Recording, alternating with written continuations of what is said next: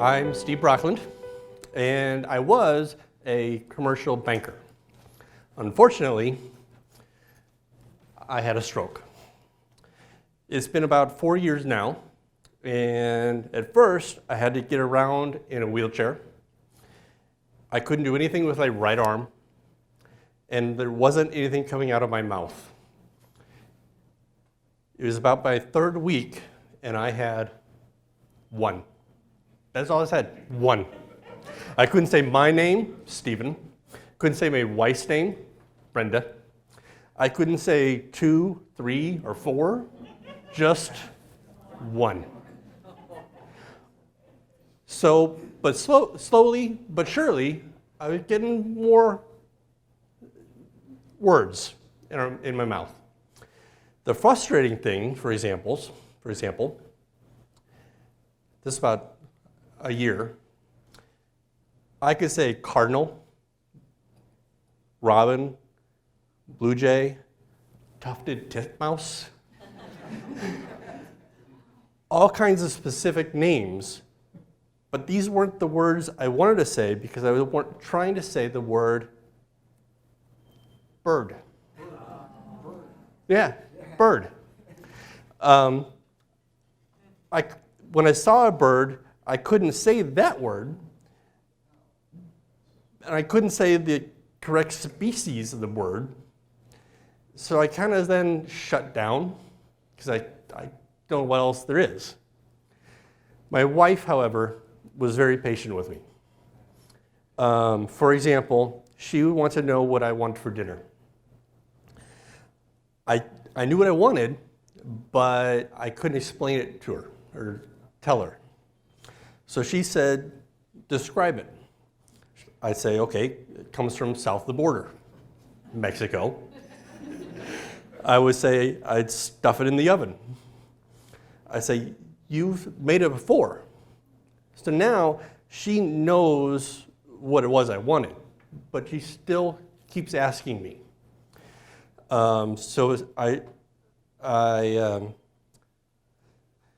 What goes into it? Say chicken, okay. Tortillas, okay. Wrapped up, or cheese. She would say, what kind of cheese? Cheddar cheese. After a while like this, I run out of words to say. She would say, oh, you want enchiladas? Yes. Which is good for me, because I love them. But there are other ways to describe it. And it was a little bit frustrating, but very helpful. I've been going to Shirley Ryan Ability Lab on and off for 4 years. They're very helpful for me. And they put me together with a homework list, which I could do and have done and still do. I also have volunteered to be put on a list for experiments. For my legs, they wanted to know what strategies could improve walking. For my speech, they wanted to know what if using computer programs helped me writing with memory. Orla, that's the one I use. Plus, I've done other things. Sometimes it was good for me. Other times, it was good for other people who are same struggles I've had. I jokingly refer to myself as a lab rat. But it was good for me to help other people around me. And this is an opportunity for people if you want to help others to be benefited too. So, as I said, I couldn't go back to work because I wasn't speaking well. And math was a challenge. It still is. Math is a really challenge. But I don't want to be, just sitting around. And there are other things I'd like to do eventually. So Some of them are challenging, and it gives me a goal for improvements. So my wife and I came up with a bucket list of things I want to do but couldn't. The first item on the list was obtaining a driver's license, because I lost it when I had a stroke. But I have now, and so I crossed that out of the list. The next was riding a train, because it was challenging because the steps are so high. But I can ride the train. Actually, I'm here today. Which is good for me because I want to come downtown. Mowing the lawn and raking leaves. Mowing the lawn is fairly easy as long as I took a couple of breaks. Now, the stamina's bitten up to snuff, and I can do the whole grass, front yard and backyard. Raking leaves, however, was a big challenge. As you could tell, a lot of leaves. Just this past fall, I could be able to pick them up with both hands and put them into a bag. So that came off the list. Sears Tower. I climbed the Sears Tower. For those of you who don't know, they have 103 flights of stairs, and my wife was right there behind me, rooting me on, which meant that she also had to climb 103 flights.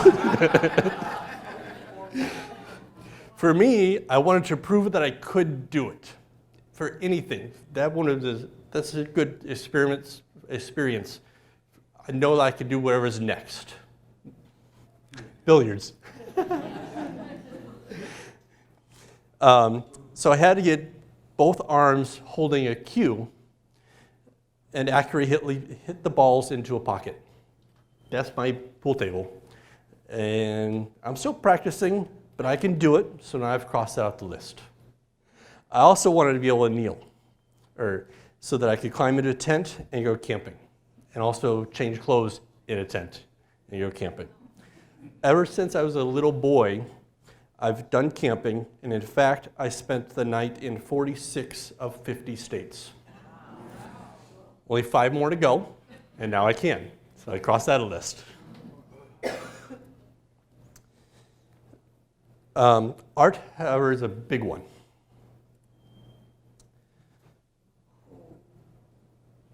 I was really good before I had a stroke. These are all my pictures, or some of them.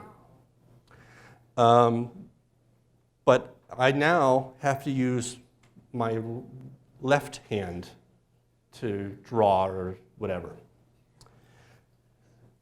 It's good, but not as good as it used to be. So I haven't crossed that off the list. Okay, thank you, Laura. But hopefully next year I'll be getting better and I can cross that off the list. I have been going to book clubs here at the Shirley Ryan Ability Lab, but now I crossed off the first book that was my choice, Bill Bryson book. And next one will be a National Geographic magazine and a history book. So there's 2 or 3. I'm still going to go back to Shirley Ryan Lab book clubs, but those are my choices. Some items that are on the list were snorkeling. I'm kind of discombobulated, as they put it. Using a camera with both hands. Playing guitar with both hands. Taking a plane on my own. I don't know how to fly a plane, but I want to get to the plane. And the boundary waters. If you don't know, boundary waters are Canada and US. It's a challenge because I have to lift a canoe over my head, spot to spot, and then paddle it. So it's on there. Hopefully next week or next year or two, I'm gonna still do it. So that's my bucket list. Tomorrow or a year from now, I might add something to the list. Who knows? Maybe I want to hike the Appalachian Trail. It's Georgia all the way up to Maine. Who knows? Hopefully you guys have all gotten inspired and know that you can do anything to accomplish anything. Thank you for listening to me. And now I cross one more list.